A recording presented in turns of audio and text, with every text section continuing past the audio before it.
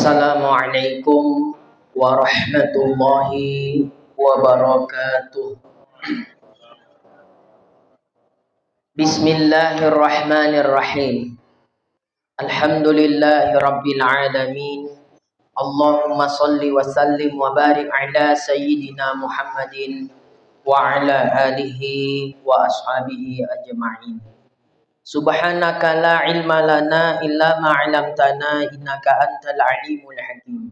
Rabbi shrah li sadri wa yassir li amri wahlul 'uqdatam min lisani yafqahu qawli wala haula wala quwata illa billahil aliyyil azim. Alhamdulillah, segala puji syukur kehadirat Allah Subhanahu wa taala yang telah memberikan nikmat kesehatan dan kesempatan kepada kita semua, sehingga malam hari ini kita dapat berkumpul kembali untuk melanjutkan kajian kita sebagaimana biasa. Sholawat beriring salam tidak lupa pula kita hadiahkan kepada junjungan kita baginda Nabi Muhammad SAW. Allahumma sholli wa sallim wa barik alaihi. Mudah-mudahan dengan banyaknya kita bersolawat kepada beliau, kita ini merupakan salah satu di antara umatnya yang mendapatkan syafaat di hari akhir kelak. Amin ya rabbal alamin. Yang saya muliakan dan saya hormati tuan-tuan guru, para ustadz, ustazah, muallim, muallimah, wabil khusus pengurus Badan Kenajiran Masjid Al-Falah, Bapak Ibu hadirin wal hadirat rahimakumullah. Setelah kita libur panjang menyambut bulan suci Ramadan, malam ini kita bertemu kembali untuk kembali melanjutkan kajian kita yang sempat terhenti. Pembahasan terakhir itu membahas tentang definisi taklid, yang dikatakan bahwa wa amma taklidu wa huwa ayya'rifal aqaidal khamsina wa lam ya'rif laha dalilan ijmaliyan aw tafsiliyan fahtalafal ulama'u fihi. Ini pembahasan kita terakhir ya, saya bacanya seingatnya sampai situ. Sekarang faqala ba'duhum. Di halaman berapa tadi Pak Iza? Sini. Alhamdulillah Habib Awaluddin Al-Idrus hadir di tengah-tengah kita, mudah-mudahan menambah keberkahan untuk kita semuanya. Faqala ba'duhum, halaman 19 atau 18. Bisa. Faqala ba'duhum, udah ketemu? Qala al-muallif rahimahullah wa nafa'ana bihi wa bi ulama'i fid daraini amin ya mujibas sailin. Faqala ba'duhum, maka berkata sebagian mereka. Sebagian mereka itu maksudnya adalah sebagian ulama. Ulama apa? Ulama itu kan macam-macam ya. Ada ulama hadis, ulama fikih, ini ulama mutakallimin. Ya, ulama mutakallimin. Artinya ulama-ulama tauhid. La yakfit taklid. Tidak cukup taklid. Taklid dalam akidah, dalam tauhid itu tidak mencukupi. Wal muqallidu kafirun. Ya, orang yang bertaklid atau muqallid adalah kafir. Baik, saya jelaskan sedikit dulu. Pertemuan yang lalu kita telah membahas di dalam keimanan tidak dibenarkan yang namanya taklid. Di dalam keimanan harus ma'rifah. Nah, taklid itu apa? Orang yang mengetahui aqaidul iman yang 50. Dia tahu dia sifat-sifat wajib bagi Allah, tahu dia. Sifat mustahil bagi Allah, tahu dia. Sifat jaiz bagi ya Allah, sifat wajib bagi Nabi Rasul, mustahil jaiz bagi Nabi Rasul, dan sifat jaiz bagi mereka tahu dia. Hafal bahkan. Ya, tapi ya, hafalnya, taunya tentang sifat-sifat Allah itu tidak dilandasi oleh dalil. Contohnya gini nih. Ada kita ditanya orang, kau yakin tidak Allah itu ada? Apa jawab kita? Pasti, aku yakin seyakin-yakinnya bahwa Allah atau Tuhan itu ada. Kemudian ditanya lagi, kalau kau yakin Tuhan atau Allah itu ada, apa buktinya? Apa dalilnya? Kalau kau tanya pula apa dalilnya, belum sampai situ pemahamanku. Itu yang disebut namanya taklid. Ya, artinya orang yang tahu saja, tahu tentang sifat-sifat Allah tapi tidak tahu dalil, itu digolongkan mukallid, apalagi yang nggak tahu sama sekali. Kan bahaya itu. Ya. Jadi itu, yakin kau Tuhan ada, Allah ada, yakin. Kalau kau yakin Allah Ta'ala Tuhan itu ada, apalah buktinya? Apalah dalilnya kalau Allah Ta'ala itu ada? Tak dapat dia menjawab. Ya, aku kalau kau tanya dalil, aku tak tahu dalil adanya Allah tuh cemana. Cuma nggak usah kau ragukanlah keyakinanku. Ya, aku yakin dengan seyakin-yakinnya Allah tuh ada. Tapi kalau kau tanya dalil, tak dapat aku. Ini namanya mukallid atau orang yang bertaklid. Kemudian tentang status keimanan orang yang taklid, diperselisihkan oleh ulama. Orang yang bertaklid dalam permasalahan tauhid dengan contoh yang tadi, ya, tahu dia Allah bersifat wujud, qidam, baqo, seterusnya. Tapi kalau ditanya dalil dari masing-masing sifat tak dapat dia. Ini yang dinamakan namanya taklid atau mukallid. Bagaimana status keimanannya? Diperdebatkan oleh ulama. Ya, Ustaz, kami nih yang ngaji, kami kan belum lagi khatam. Apakah kami tergolong mukallid juga? Tidak. Orang yang mengaji kan mendapat petunjuk guru. Maka beda orang yang taklid dengan orang yang mendapat petunjuk guru. Kalau ada yang menggolongkan orang yang mendapat petunjuk guru termasuk mukallid juga, ini hati-hati. Berarti kafir semua kita ini. Ya, jadi yang bisa dikatakan mukallid itu yang di luar-luar sana itulah yang tak mau mengaji tauhid. Tapi kalau macam awak nih, walaupun baru ini ngaji tauhid, tapi sudah duduk di majelis di hadapan guru, mendapat bimbingan langsung dari guru, tak dikatakan lagi dia mukallid. Jelas tuh ya. Nah, sekarang yang dibahas bukan kita nih, karena kita ngaji, mau duduk di majelis ilmu, dengar penjelasan guru. Makanya penting, jangan sepele. Ya, apa ngaji-ngaji, ya. Paling pinomat duduklah di depan guru, tak dapat pun awak semuanya, udah melepaskan status mukallidnya kita. Tapi kalau nggak ngaji sama sekali, apa yang nak ditolong, nak disyafaatkan? Ya kan? Mbak cerita, kita udah di hujung-hujung pintu neraka, Mbak lewatlah. Orang-orang alim yang dulu kita pernah duduk di majelisnya, berharap awak syafaat mereka. Oh tuh Pak Isa pernah tuh, ya, mengaji sama aku, kata ulama-ulama tuh kan. Mengaji kitabku tuh, Kifayatul Awam. Sini Pak Isa, nggak di sana tempatmu. Pinomat itu pun jadi kan Pak Isa. Makanya jangan sepele, jangan remeh, jangan dianggap enteng duduk di majelis ilmu ini. Ya, kita mendapat pandangan sir dari orang alim aja udah alhamdulillah, apalagi dapat ilmunya sekalian. Itu dia. Nah, yang jelas kita nggak termasuk mukallid. Mukallid itu yang di luar-luar sana yang memang sama sekali tak mau dia duduk mengaji. Ya, kami mengaji Ustadz, tapi tak dapat kami semua, tak paham semua. Itu pun sudah lepas dari status mukallid. Ya, jadi ketika nanti ditanya di sidang, apa dalil Allah bersifat wujud? Waktu itu mengajiku tidur. Tapi ini jangan dijadikan dalil ngaji tauhid tidur terus ya. Ini kan kita cerita hukum nih ya. Apa dalil Allah bersifat wujud? Masa itu mengaji itu tidur awak. Tak dapat pula penjelasannya secara detail.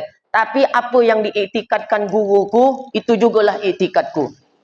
Itu namanya taklid sahih. Taklid juga, tapi taklid sahih dia. Ya, bisa dibenarkan yang seperti itu karena dia mau mendengar, ya, duduk di hadapan guru. Ini yang ceritanya ngaji tauhid, cerita tauhid di warung-warung kopi. Ya, yang udah ngajinya sampai aras-aras sana katanya. Nampak kuruhmu di aras katanya. Ya Allah, khair. Gimana orang yang tak mengaji tauhid, mukallid? Itulah imannya diperdebatkan ulama. Sampai di sini dikatakan, faqala ba'duhum, sebahagian ulama mengatakan layak fit taklid. Taklid dalam perkara tauhid itu tidak mencukupi. Wal muqallidu kafir. Wal muqallidu kafir. Orang yang taklid, orang yang nggak mau duduk di hadapan guru mengaji tauhid, mengenal Allah dengan sifat-sifatnya wajib, mustahil, jaiz, maka ya dikatakan oleh sebahagian ulama wal muqallidu kafir. Nah, kalau nanti ada yang keberatan, keras sekali tuh Ustaz Sumitra tuh. Awak membacakan kitab, bukan pendapat pribadi Odan sendiri. Inilah kitabnya Kifayatul Awam. Cuma kita jelaskan pada pertemuan yang lalu, ya, pendapat yang muktamad, muqallid atau orang yang taklid tidak sampai kafir. Ya, walau ada ulama yang mengatakan orang yang taklid, muqallid adalah kafir, tapi itu bukan pendapat yang kuatnya. Ya, bukan pendapat yang muktamad. Pendapat yang kuat, pendapat yang muktamad, ya, di kalangan ahli mutakallimin, ulama-ulama ahli ilmu kalam, ilmu tauhid, bahwa orang yang taklid di dalam tauhid dia tetap mukmin tapi asi, ya, mukmin yang senantiasa berdosa atau bermaksiat kepada Allah. Jadi selama dia nggak mau belajar tauhid, selama dia tak nak mengaji tauhid, terus menerus dosa untuk dia, walaupun dia sholat 5 waktu, ya. Ingat nih, walau dia sholat 5 waktu tapi tak ondak mengenal Allah Ta'ala, tak mau duduk mengaji tauhid, senantiasa pula dia mendapat dosa. Karena apa dosanya? Tapi dia udah sholat, Ustaz, udah meninggalkan maksiat, tak mau mengaji mengenal Allah Ta'ala, itu juga maksiat. Jelas tuh ya. Ini direkam nih nanti, potong tuh nanti Kim TV, ya, biar tahu orang, ya, mengaji tauhid itu ilmu dasarnya, ilmu pondasinya. Sepintar apapun ngaji fikih, alim betul dalam bidang fikih, tetap tauhid yang nomor 1. Sampai kata Habib Umar bin Hafiz apa? Banyak amal pun kita, tapi kalau akidahnya dolal, akidahnya sesat, menyimpang, ibaratkan cawan yang bocor. Ya, ibaratkan cawan. Cawan itu apa kalau di arti kita sini? Cangkir boleh ya, atau ember, baskom. Ya, ember itu tempat wadah air, tapi bocor. Sebanyak apapun yang dimasukkan air nggak akan penuh cawan ataupun ember itu. Macam itulah perumpamaannya. Walau kita ahli ibadah, tapi kita tidak mengenal Allah dengan sifatnya wajib, mustahil, jaiz, maka ibaratkan kita cawan yang bocor. Maka duduklah mengaji. Paham nggak pahamnya urusan belakangan. Yang penting lepas status kita sebagai seorang muqallid. Ya, bisa ya? Itu supaya kita lebih semangat lagi untuk belajar ataupun mengaji tauhid. Jadi diperdebatkan ulama tentang keimanan orang yang taklid atau muqallid. Sebahagian ulama menganggap orang yang muqallid adalah kafir. Ini kitabnya jelas. Wal muqallidu kafir. Orang yang taklid di dalam tauhid maka masih dihukumi kafir. Tapi bukan ini pendapat yang muktamad ya. Pendapat yang muktamad dia tidak sampai kafir tapi mukmin asi namanya. Orang beriman yang senantiasa berdosa sampai dia mau belajar tauhid barulah tak berdosa lagi dia. Sampai dia mau belajar tauhid, bukan sampai dia paham tauhid, sampai dia mau belajar tauhid. Itu dipahami perbedaan kalimatnya. Oke, ginilah misalnya nih. Kita memilih pendapat ini nih. Pendapat yang menyatakan wal muqallidu kafir. Nah, kafirnya muqallid di sini hanya dinisbahkan di akhirat. Ya, bukan di dunia akhirat. Jangan pula nanti orang-orang di luar tuh yang tak mau mengaji tauhid, ayo bah, meninggal si fulan, tak onda aku mensolatkan jenazah orang kafir. Bukan begitu. Ya, Odan tak menyampaikan begitu. Ya, paham tuh ya?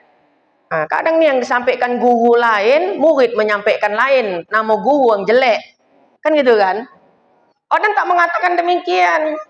Kalaupun kita ikut pendapat yang mengatakan muqallid itu adalah kafir, tapi di dunia dia tetap dipergauli sebagaimana seorang mukmin pada umumnya. Ya kalau dia meninggal dunia ya kita ikut tajhiz jenazahnya. Entahkah kita ikut memandikannya, ikut mengkafankan, mensolatkan atau mengkuburkan. Jadi kafirnya dia nisbahnya di mana? Di akhirat, bukan di dunia. Ya, ingat. Ya, jangan nanti kita berselisih sama orang. Ada nih orang tetangga kita ongkang botol, ya, diajak mengaji tauhid, tak ondak. Akhirnya, kalau begini agaknya aku ikut pendapat mukallid kafir lah. Meninggal dunia tetangganya, diajaklah dia, ayo bah, ya, takziah kita, ya, bentar lagi dilaksanakan sholat jenazah si fulan. Aku tak ondak mensolatkan jenazah uang kafir. Mengapa bah? Apa bercakap pula si fulan kafir? Tak ondak dia mengaji tauhid dalam kitab Kifayatul Awam wal Muqallidu kafir. Enggak gitu maksudnya. Ya, kalaupun itu kita ikut pendapat yang mengatakan mukallid kafir, kafirnya nisbahnya di mana? Di akhirat, bukan di dunia. Paham ya kira-kira ya? Nah, ini pendapat yang muktamad, mukallid adalah mukmin asi. Dengan catatan dia ahlun nazar. Ya, dia mampu berpikir. Kadang ada orang yang maaf ya, otaknya lemah berpikir. Dia tidak bodoh, qalilul akli kalau kata ulama. Ya, sedikit akal. Ya, kadang ada orang dia tidak bakat mengaji di tauhid. Payah memahami, tapi begitu ngaji fikih, faraid, jago dia hitung-hitungan. Jadi ketika gini maksudnya, kita kalau nanti jadi guru, ada murid, ada santri nggak dapat tauhid, jangan kita bilang murid bodoh. Bukan basic dia. Bisa jadi basic dia nanti di bidang ilmu faraid. Kan payah ilmu faraid. Ya. Sebaliknya, ketika kita ngaji fikih, ngajar nahu, punya murid, punya santri, payah kali kau ya memahami pelajaran nahu sorob. Jangan dibilang bodoh. Ya, basicnya bukan di situ, pasiennya bukan di situ. Mungkin di bidang tauhid, mungkin di bidang fikih. Itulah dia maksudnya. Jadi jangan cepat-cepat ya menyebutkan memang murid bodoh. Cemana tak dapat dia, gurunya aja mendoakan dia bodoh. Ya, kami paling dipantangin tuh sama guru tuh. Ya, sama guru kita orang kalau ada santri yang beling, bandel, yang kurang bisa menangkap satu pelajaran, mungkin dia punya keistimewaan yang lain daripada itu. Didoakan, cari keistimewaannya ya. Tugasmu sebagai kiai, sebagai guru, ustadznya, ya kau harus bisa melihat di mana kelebihan dia. Dari situ kita mengajarkan kalau bersosialisasi kepada manusia, jangan yang ditengok kekurangan orang aja. Mungkin memang ada kekurangan dia, teman kita, saudara kita, guru kita, tapi tetap pasti ada dia punya kelebihan. Jadi kami dari nyantri udah dididik akhlak yang kayak gini nih. Ya. Kalau punya murid nanti ya kurang dalam satu pelajaran, jangan itu dianggap sebuah kekurangan. Mungkin dia punya kelebihan di bidang pelajaran yang lain, maka itu yang harus kamu nilai. Maka kamu kalau jadi nanti guru, jadi kiai, jadi ustadz, pandai-pandailah mencari kelebihan murid-muridmu gitu. Jadi saya berpikir ini bukan untuk di dunia pesantren aja, dalam kehidupan kita juga harus demikian. Ketika kita melihat kekurangan orang lain, jangan di situ aja tuh sudut pandang kita, fokusnya di kekurangan dia aja. Tapi kita cari juga kelebihannya dia. Pasti ada. Gitu ya.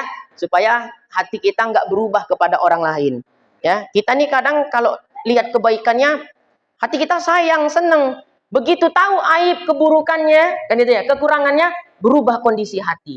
Jadi supaya hati kita nggak berubah kepada orang lain, jangan yang dipandang hanya kekurangannya saja, tapi cari juga kelebihan-kelebihannya. Baik Bapak Ibu hadirin wal hadirat rahimakumullah. Jadi yang ahlun nazar, orang yang mampu berpikir, akalnya normal. Ya. Yang tidak termasuk ahlun nazar, nggak usah jauh-jauh, tanya aja 2 tambah 2 berapa. Kalau 10 katanya, berarti goiru ahlun nazar. Kalau di pondok saya ada namanya kongkoy. Ya, Fahmi nama aslinya, kami manggilnya kongkoy. Itu contoh goiru ahlun nazar gitu loh. Ya, diajak ngobrol kadang nyambung kadang enggak. Ya. Goiru ahlun nazar. Kalau macam kita nih ahli nazar semuanya. Nah, yang goiru ahlun nazar tuh kalaupun tak paham dia aqaidul iman 50 dengan dalilnya, itu aman dia. Ya, aman, semampu dialah. Tapi kalau macam kita semua nih, kita yang hadir di sini ahlun nazar semuanya, mampu berpikir. Jadi itulah bedanya kita. Kalau kita tak mau belajar tauhid bukan karena lemah akal, tapi kita tak nak belajar tauhid karena malas. Jadi jangan digolongkan yang malas sebagai goiru ahlin nazar. Kita semua ahlin nazar. orang yang mampu menggunakan akal untuk berpikir. Maka setiap daripada kita wajib belajar tauhid. Kalau tidak belajar tauhid, muqallid lah namanya. Paham kira-kira ya? Datang orang sekarang, ya ikut belajar dari YouTube, dengar ceramah di YouTube. Apa katanya? Belajar ilmu kalam hukumnya haram. Pernah dengar nggak itu pernyataan begitu? Haram itu belajar ilmu kalam. Ya, kalau mau belajar tauhid, rububiyah, uluhiyah, asma wa sifat. Wujud, qidam, baqo itu ilmu kalam, ilmu tercela, itu hukumnya adalah haram. Dikatakan, ada yang mengatakan demikian, maka di sini dikatakan itu adalah pendapat yang sangat doib sekali. Orang yang mengatakan belajar ilmu kalam adalah hukumnya haram, maka itu pendapat yang doib, yang lemah sekali. Bahkan ya tidak diragukan bagi orang yang berakal kerusakan dari pernyataan tersebut. Artinya kalau kau punya akal pasti kau paham. Kalau ada orang-orang yang mengatakan haram belajar ilmu kalam, haram belajar aqaidul iman 50, kalau kau memang punya akal pasti kau tak sependapat dengan pernyataan orang-orang semisal itu. Nah gitu. Ini di syarahnya Kifayatul Awam. Iya, sekarang itu lagi muncul-munculnya tuh. Sekarang ya, lagi muncul-munculnya banyak statement yang bermunculan seperti itu. Haram belajar ilmu kalam tauhid. Ya, itu muncul dari perkataan sebagian ahlul bid'ah katanya di sini.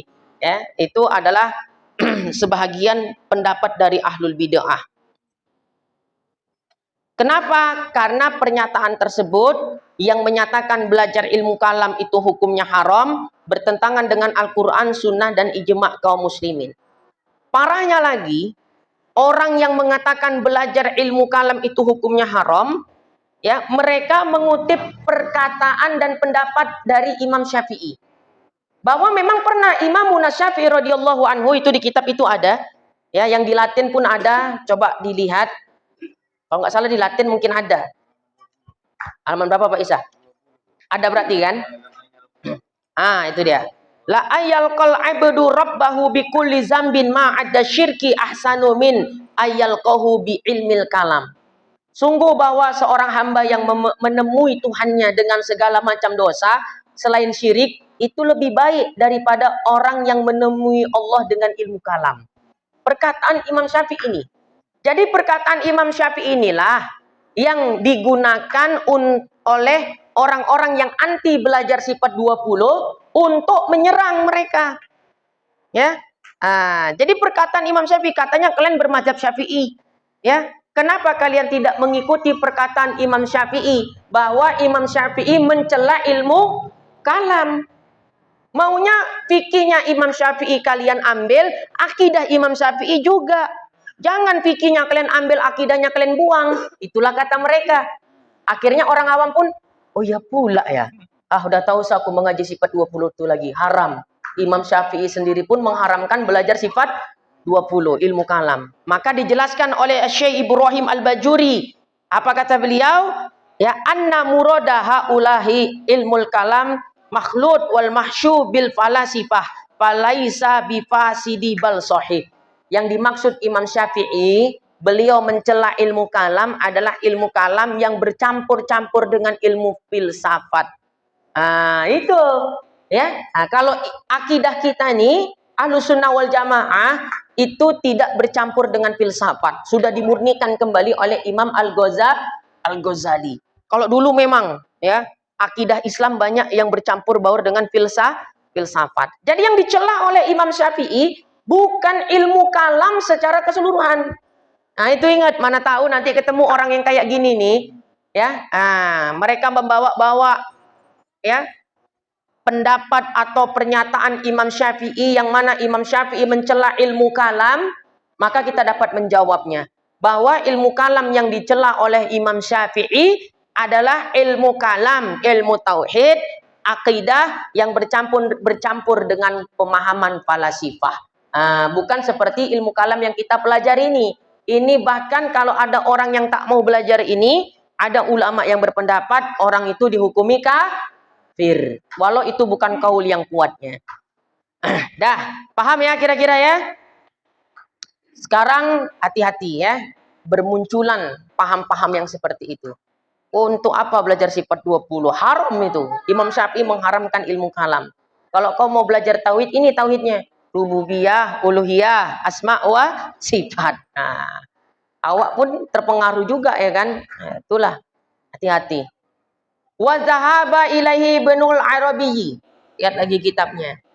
Dan telah datang tentangnya, tentang permasalahan cukup tidaknya taklid dalam ilmu akidah, telah datang pendapat Imam Ibnul Arabi.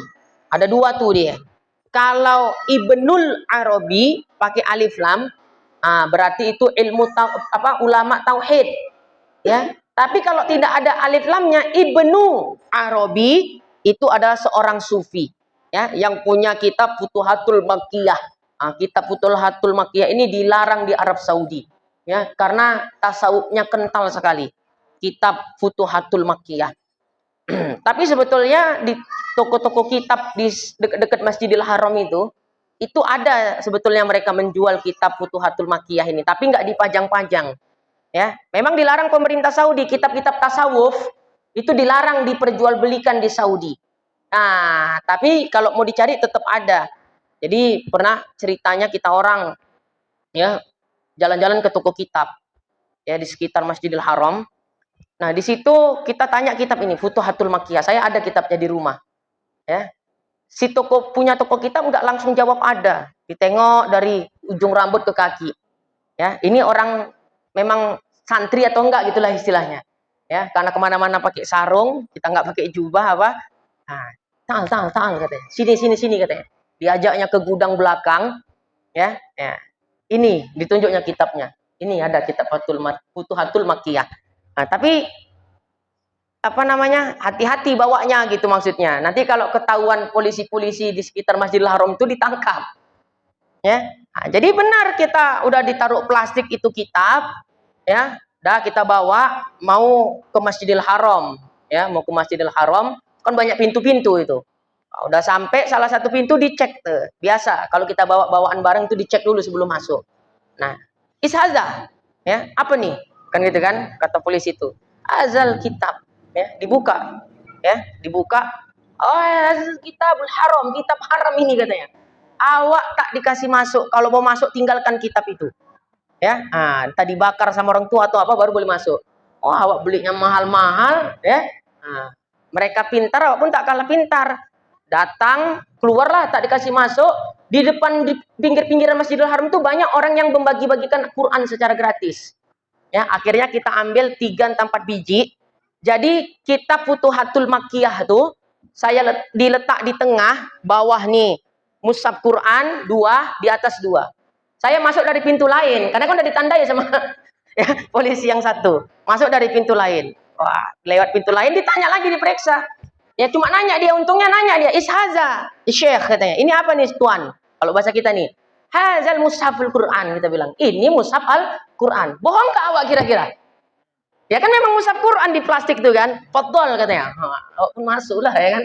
Tawasul dulu tapi sama Imam Ibnu Arabi. Jadi ada dua itu namanya Imam Ibnul Arabi pakai alif lam, ya, itu ulama tauhid. Yang kedua Ibnu Arabi tidak pakai alif lam, itu seorang sufi. Ini baca kitabnya itu hati-hati ya.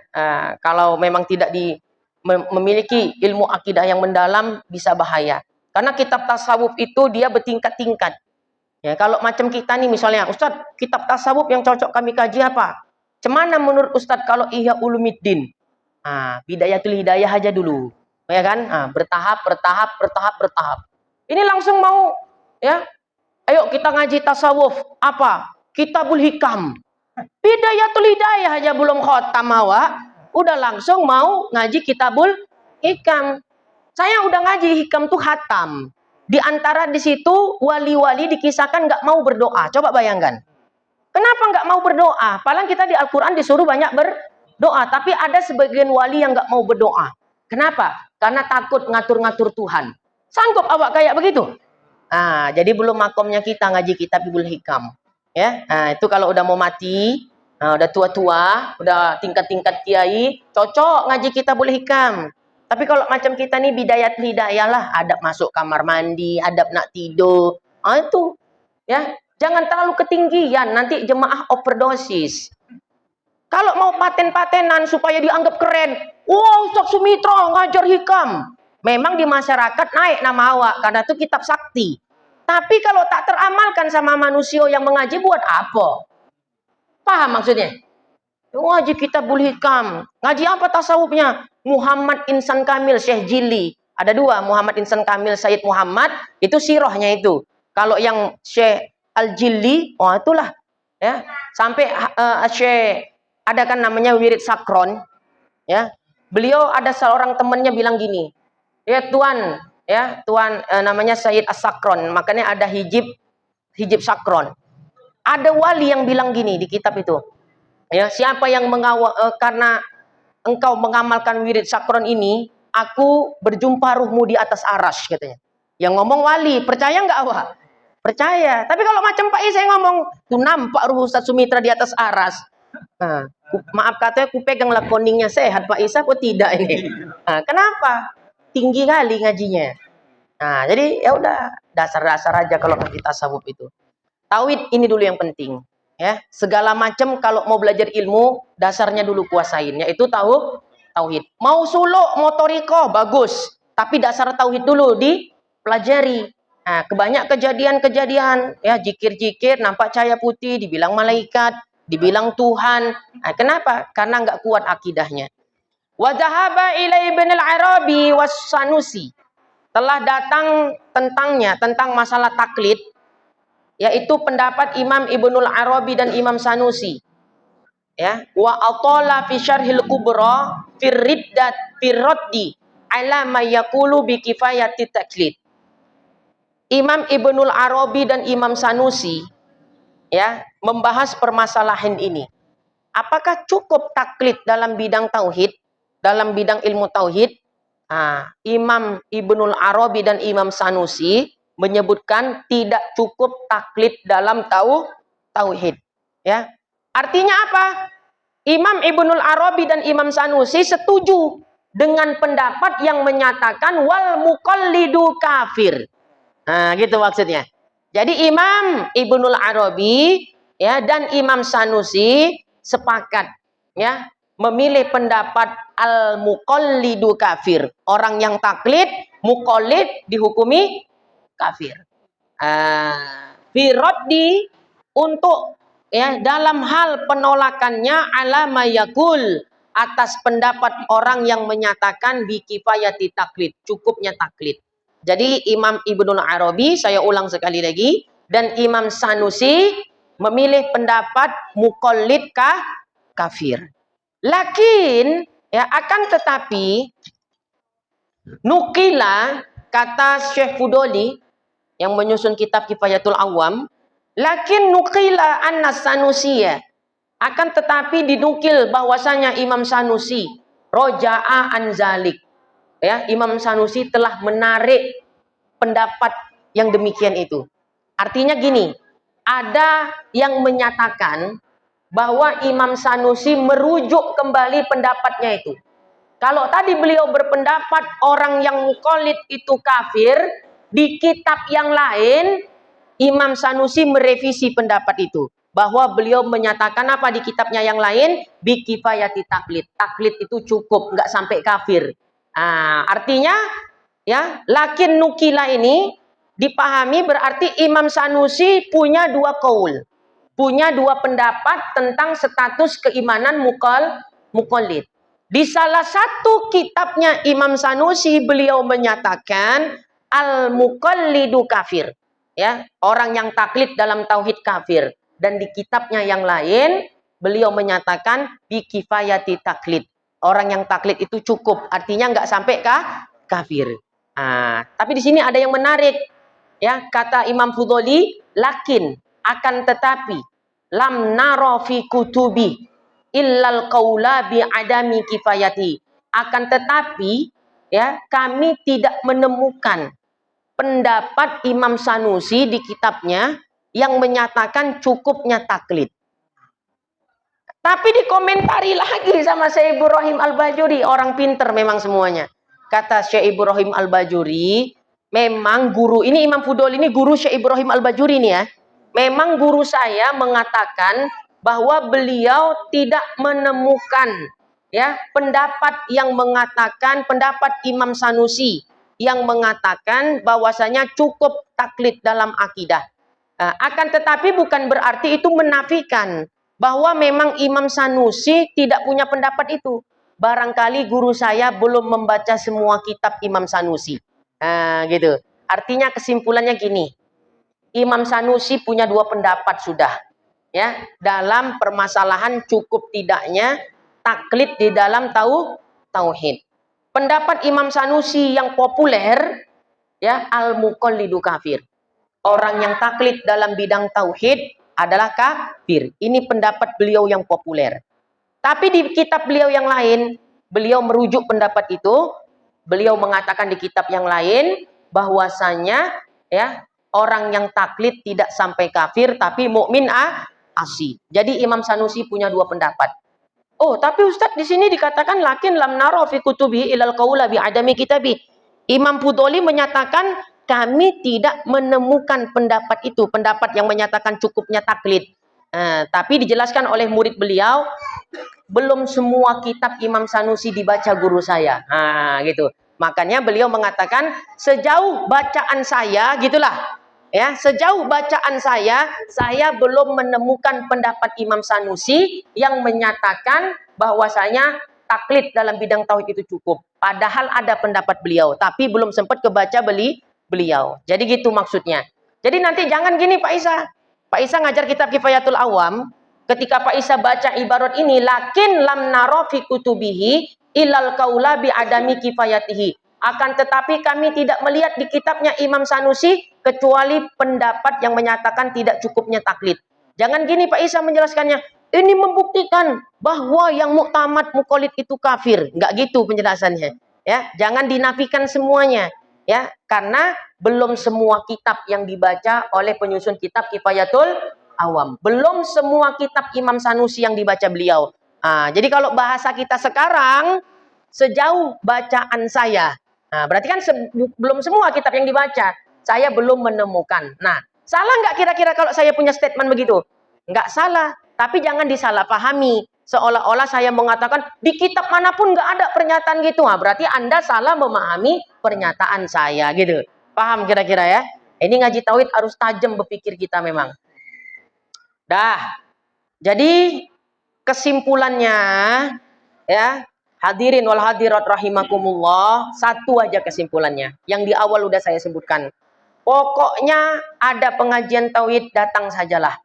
Ya, duduk di depan guru. Paham nggak pahamnya urusan belakangan.